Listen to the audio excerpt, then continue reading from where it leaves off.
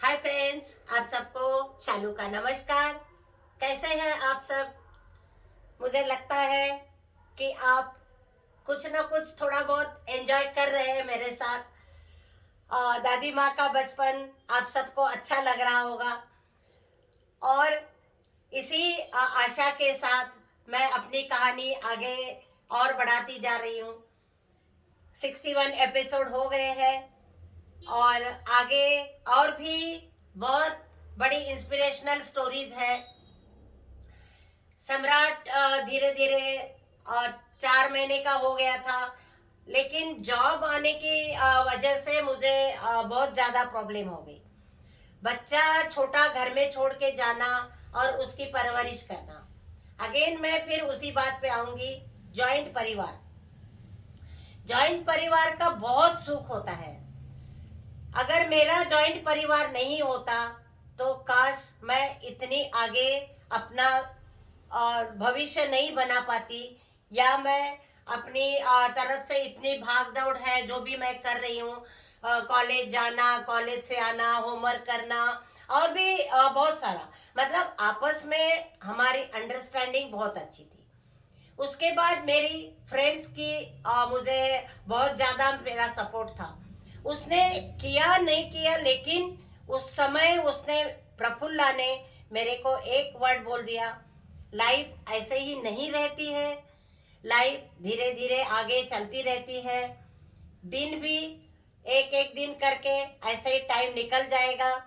Time वही नहीं रहता है, तुम्हारा बच्चा भी उतना ही नहीं रहेगा, टाइम के साथ साथ वो भी बड़ा हो जाएगा, तो तुम ये नौकरी मत छोड़ो।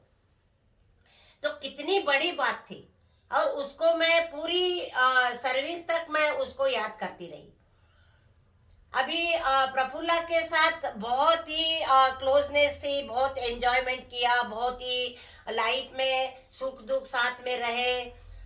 और अब मेरा ये दादी माँ का बचपन देखने के लिए मेरी प्रफुल्ला मेरी क्लोज फ्रेंड, मेरी बहन, मेरा सब कुछ थी वो, और वो अब इस दुनिया में नहीं है।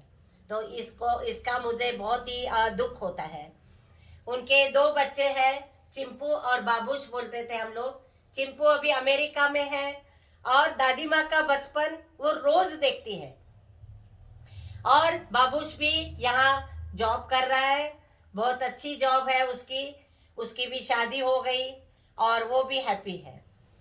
तो बच्चे होने के बाद उनके भी बच्चे हो गए, लेकिन मुझे खुशी हो रही है कि चलो प्रफुल्ला ने नहीं देखा, लेकिन उसके जो बच्चे हैं वो इस दादी माँ का बचपन को एंजॉय कर रहे हैं। तो कुछ बातें माँ की है तो उनको इस बहाने देखने को मिल गई। उन्होंने फोटो भी भेजा है, वो भी आप लोगों ने देख लिया होगा। तो ऐसे ही लाइफ होती है, और धीरे धीरे प्रॉब्लम्स बहुत आई, क्योंकि मेरा घर साउथ एक्सटेंशन A49 में मैं रहती थी, पार्ट 1। और मेरा जो बस स्टैंड था वो लगभग 1-1.5 किलोमीटर था, 1 किलोमीटर होगा। तो मुझे इतना ज़्यादा वहाँ तक मैं पैदल पैदल जाना पड़ता था। एक मेरे को रात में 3 बजे उठना, फिर सबका खाना बना के प्रॉपर, मैं 2-3 किलो की रोटी बना के जाती थी, और सब्जी बहुत सारी, 2 किलो की 3 किलो की सब्जी। आटा मैं इतना इतना गूंथती थी, क्योंकि रोटी बहुत ज़्यादा लगती थी। घर में 18, कभी कभी मेहमान हो गए तो कभी 20 के ऊपर भी लोग हो जाते थे। तो इतना प्रॉब्लम्स, और उसमें खाना पूरा बना के फिर मैं तैयार होके बच्चों को तैयार करके फिर मैं किदवई नगर बस स्टैंड तक मैं साड़ी ऐसे पकड़ के और भाग भाग के भाग भाग के मैं किदवाई नगर बस स्टैंड तक पहुंच जाती थी। वहाँ 622 बस नंबर 622 था, और कृष्णा नगर लिखा हुआ था। वो अर्केपुरम से आती थी और कृष्णा नगर जाती थी। तो वो धीरे धीरे जब मैं भाग भाग के जाने लग गई, तो वो ड्राइवर भी थोड़ा पहचान गया कि मैडम को थोड़ा लेट होता है, तो कभी कभी लेट भी हो जाएगा, तो 1-2 मिनट वो जरूर इंतजार करता था।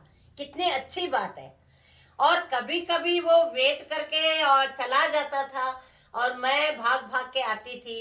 और जैसे ही मैं बस स्टैंड पे पहुंचती थी, पता मेरे सामने से बस निकल गई एक दिन, तो मुझे वहीं पे रोना आ गया, टप टप टप टप आंसू। मैं वहीं पे खड़ी हो गई, क्या करूं समझ में नहीं आया। मतलब ऐसा कई बार हो जाता था, क्योंकि पैदल जाना कोई आसान नहीं, वहां से वहां थकान भी तो हो जाती थी। रात में 3 बजे उठ के खाना बनाती थी, बच्चों को तैयार करती थी, तो वहां जाके फिर मैं एकदम मतलब निराश हो जाती थी कि मेरी बस तो निकल गई। उसके बाद अगर वो 622 बस मिस हो गई, तो उसके बाद मुझे 3 बसें चेंज करके जाना पड़ता था। 3 बसें, वहां से तिलक ब्रिज, वहां से आईटीओ, तिलक ब्रिज से आईटीओ, और आईटीओ से फिर झील कुरेंजा। झील कुरेंजा में भी वो कहीं दूर रुकती थी, वहां से फिर आधा किलोमीटर मेरे को चल के जाना पड़ता था। और जो 622 थी, वो ड्राइवर बिल्कुल मेरे स्कूल के आगे रोकता था, मैडम जी आपका स्कूल आ गया। और ज्यादातर मैं बस में जाके बैग ऐसे पकड़ के सो जाती थी, इतनी नींद आती थी। तो कहता है मैडम जी उठो, आपका स्कूल आ गया, उठो उठो। तो देखिए कैसे दिन बीत गए। उसके बाद स्कूल की छुट्टी होती थी, फिर घर आते आते भी मेरे को 3 बज जाते थे। तो बच्चे को जैसे मैं छोड़ के जाती थी, तो घर में भी थोड़ी बहुत प्रॉब्लम होने लगी थी। फिर मैंने थोड़ी नौकरी के बाद थोड़ा सा एडजस्टमेंट, मेरी जिठानी बहुत अच्छी थी, उसने भी काफ़ी सारा प्यार दे दिया, काफ़ी सारा कोऑपरेशन किया। और नौकरी के लिए वो खुश तो थी, लेकिन बच्चा छोटा था, ये प्रॉब्लम हो गई, संभालना मुश्किल था। उसके भी 4 बच्चे थे, तो वो 4 बच्चों के साथ इसको संभालना पड़ रहा था। तो लेकिन टाइम थोड़े थोड़े धीरे धीरे निकलता रहा। गौतम थोड़ा बड़ा हो गया, फिर मैंने गांव से एक रेणुका नाम की लड़की थी, उसको लाके मैंने गौतम की देखभाल के लिए रख लिया। तो टाइम निकलता रहता है, लेकिन उस टाइम के साथ साथ हमने क्या करना है, lost time is never come again.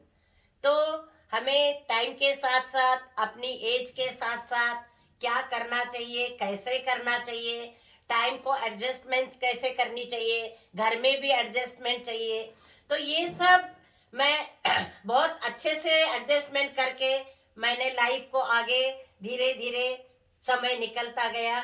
और फिर शालू की नौकरी जाने की पूरी इच्छा पूरी हो गई, और मैं फिर आना जाना करने लगी।